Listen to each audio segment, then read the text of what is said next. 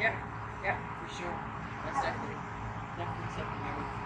So I actually had a head injury about 6 years ago, and became very depressed. And so I started doing a course with Learning Ground for what we do. And one of the challenges in that was to embrace play. And so I decided I wanted to learn and so I went to Cocktails and Candies Academy, fell in love. Like, I didn't expect to do anything because I didn't even take art class. And then just fell in love with mixing colors. Like, I couldn't get over how much fun it was to create the colors. Like, it wasn't like painting at all. So I started taking a bunch of classes, and yeah, one thing led to another, and I took a bunch of classes, and now I'm here. That's awesome. It's funny how we get to the places that we are and then continue on that journey further even. Yeah. Yeah. Yeah, it's neat. Yeah, it really came from a place of learning self-care. Like, I found that with art, it was about letting go of the perfectionism. Mm-hmm. I was an X-ray and mammography tech before, and so especially in mammography, it's all about like getting the perfect picture. Yeah. Doing everything exactly right, and every little mistake, you tried to do better next time. So you were never good enough. Yeah. And so in art, I experienced that, there isn't that perfectionism. That the beauty really is in the mistakes and the unexpected marks that come Yeah. up, the unexpected smudges and that sort of thing. So. Yeah. And that takes a while to learn, I think. Because I know for myself, when I started doing this, even as a kid, you always want that perfection because the adults in your life want that perfection. Your teachers, your parents.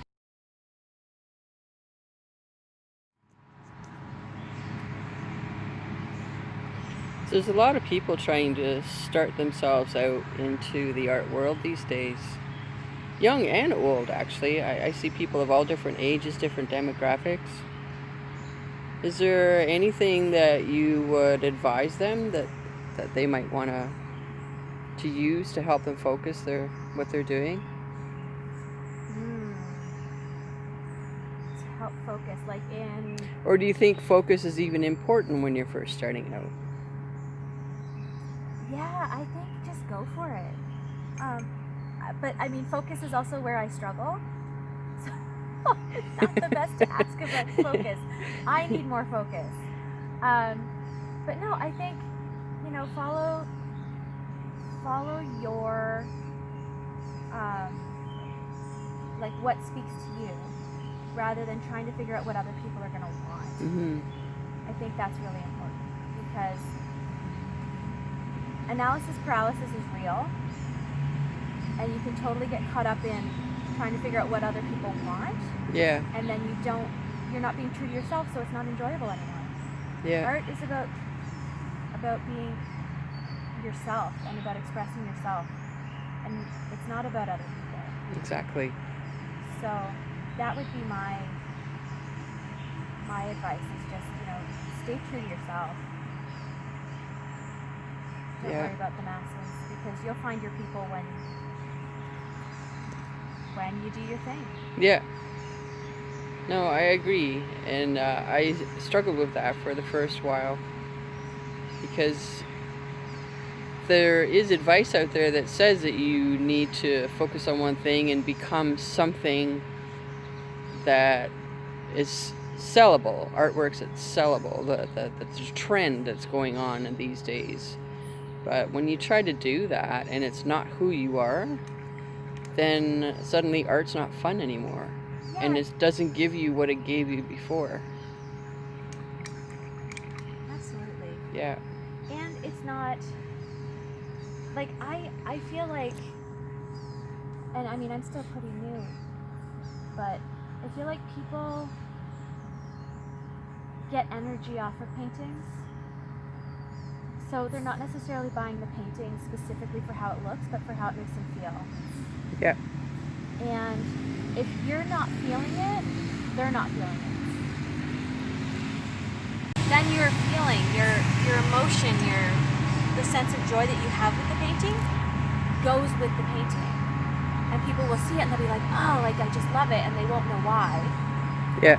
It's just that energy that they get off of it. Yeah, I agree. So what kind of paints do you like to use? Most of what I do is in acrylics and mostly golden, heavy body. Although I do have certain paintings I do with the fluid, or I'll use the white and the black to do my final details when I'm doing faces at the end. I'll do that with the fluid. I have some colors.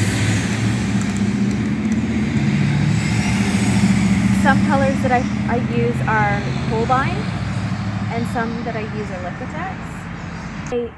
I love oils. We're using oils today? Yep. I have started experimenting with oils. I absolutely love them. Yeah.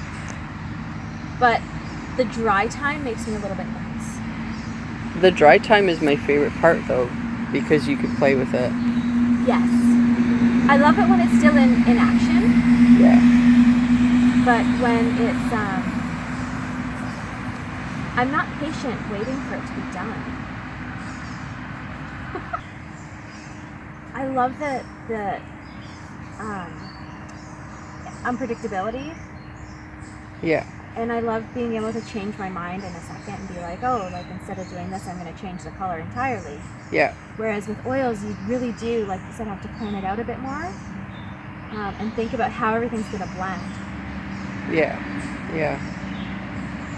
Although I love the blending, like you said, like the dry time, that's the benefit of it. Yeah. Is like the blending is just phenomenal. Oh yeah. Yeah. What's your favorite oil brand? I use M. Graham. It's a walnut-based oil. And I use that because they try to produce things in more an environmentally friendly way. And the paint itself has a very low odor.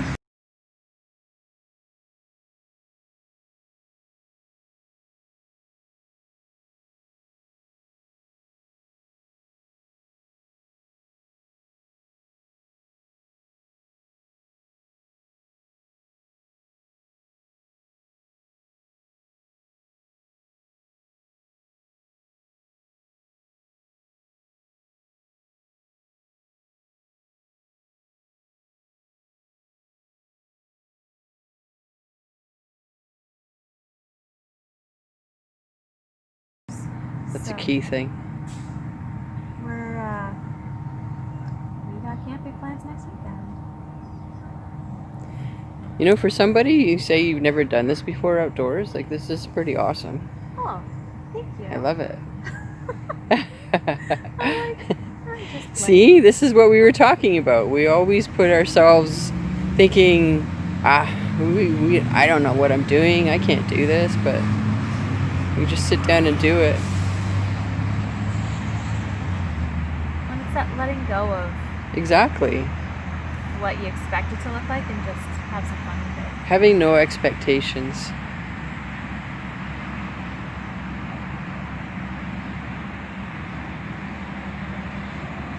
I think sometimes with the academic art, it kind of puts those expectations on you. Yes. Yeah, and I think each piece is like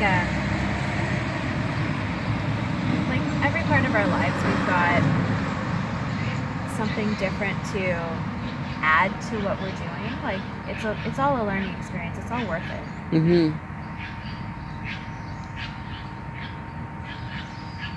And there's always a dog fight in the background. I was just gonna say, what is that? Is that a dog?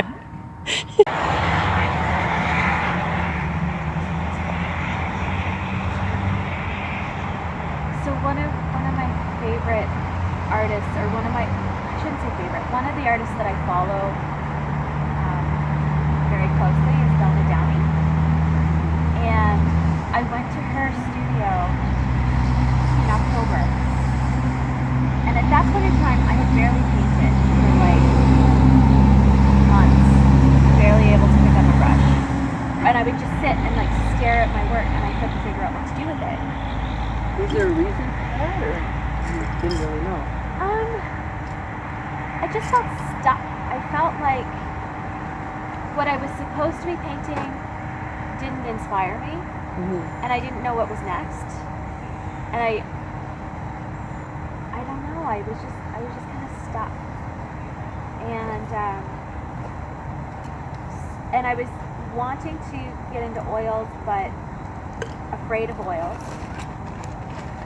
And so I met up with a friend of mine, and we went to Donna's. She's got like a retreat house, and we were there. I was there for like a week, 5 days, and so you have 24-hour access to her studio. Yeah.